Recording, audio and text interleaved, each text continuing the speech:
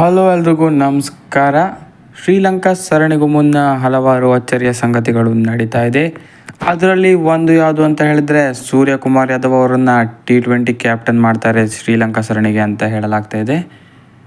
ಹಲವಾರು ರೂಮರ್ಸ್ಗಳ ಪ್ರಕಾರ ಸೂರ್ಯಕುಮಾರ್ ಯಾದವ್ ಅವರನ್ನು T20 ಕ್ಯಾಪ್ಟನ್ ಮಾಡ್ತಾರಂತೆ ಶ್ರೀಲಂಕಾ ಸರಣಿಗೆ, ಹಾರ್ದಿಕ್ ಪಾಂಡ್ಯ ಅವರ ಬದಲಿಗೆ. ಏನೋ ಆಗುತ್ತೋ ಗೊತ್ತಿಲ್ಲ, ಅಫಿಷಿಯಲ್ ಅನೌನ್ಸ್ಮೆಂಟ್ ಮಾಡಬೇಕಾಗಿದೆ. ಇವತ್ತು ಪ್ರೊಬಬ್ಲಿ ಸ್ಕ್ವಾಡ್ ರಿಲೀಸ್ ಆಗ್ಬೋದು ಇಂಡಿಯಾ ಮತ್ತು ಶ್ರೀಲಂಕಾ ನಡುವಿನ ಸರಣಿಗೆ.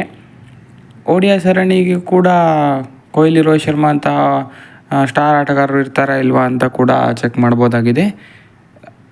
ಅದೇ ರೂಮರ್ಸ್ ಪ್ರಕಾರ ಹೇಳಬೇಕು ಅಂದರೆ ಸೂರ್ಯಕುಮಾರ್ ಯಾದವ್ ಅವರನ್ನು T20 ಕ್ಯಾಪ್ಟನ್ ಆಗಿ ಮಾಡ್ತಾರೆ ಅಂತ ಎಲ್ಲ ಕಡೆ ಸುದ್ದಿ ಆಗ್ತಾಯಿದೆ. ಇದು ರೂಮರ್ ಅಷ್ಟೇ, ಅಫಿಷಿಯಲ್ ಆಗಿ ಬಂದಿಲ್ಲ. ನೋಡೋಣ ಏನಾಗುತ್ತೆ ಅಂತ.